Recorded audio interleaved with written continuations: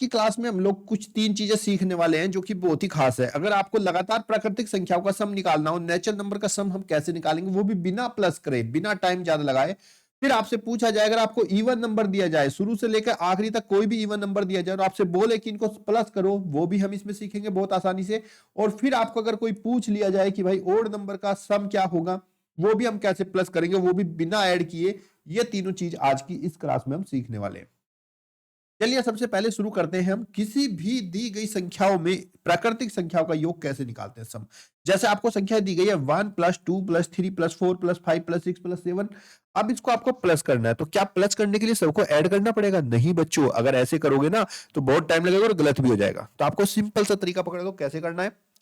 जो भी आपकी सबसे बाद वाली संख्या होगी, जैसे कि यहां पर 7 है, इस सबसे लास्ट वाली संख्या को गुणा कर देना इससे अगली संख्या से। 7 के बाद आता है 8 और 2 से कर देना डिवाइड। कर दिया हमने। 2 4 जा 8, 7 की 4 से मल्टीप्लाई 32, यही इनका सम होगा। अगर आपको यह समझ में आया तो बताओ मुझे।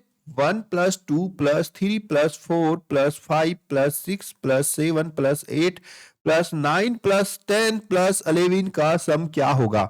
इतनी आसानी से निकालोगे, जितना देर मुझे क्वेश्चन लिखने में लगा ना, उससे जल्दी तुम्हारा आंसर आएगा पेपर में, ये मेरी गारंटी है।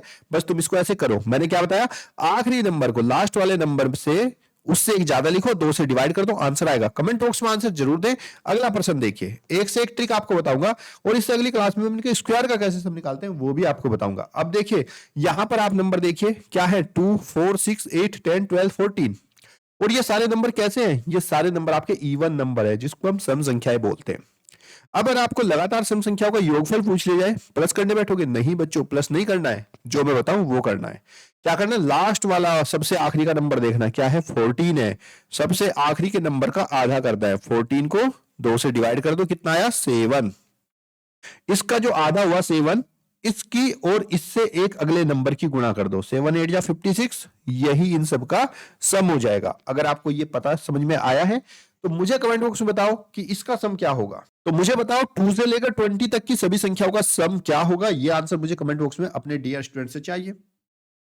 उसके बाद आपसे पूछा गया है कि बच्चों बताओ, अगर आपको यहां पर दिए जाए ओड नंबर, ये सब क्या है, आपके ओड नंबर है, विषम संख्याएं एक से शुरू हो रही है, 11 तक की सभी संख्याएं हैं, तो बताओ इन सब का सम क्या होगा। तो इसके लिए आपको क्या करना है, देखे ध्यान से।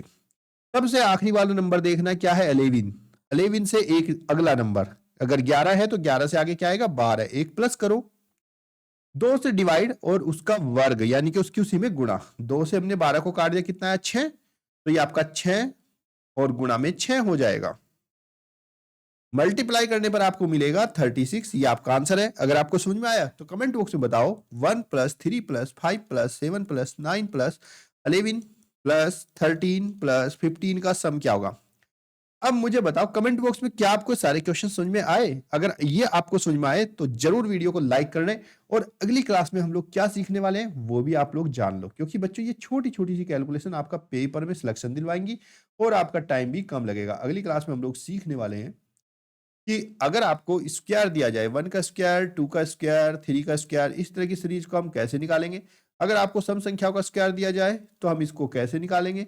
आपको साथ में विषम संख्याओं का स्क्वायर दिया जाए तो इसको कैसे निकालोगे। कमेंट बॉक्स में मुझे ये और जो 3 क्वेश्चन मैंने आपको दिए करने के लिए, इनका आंसर जरूर दीजिएगा।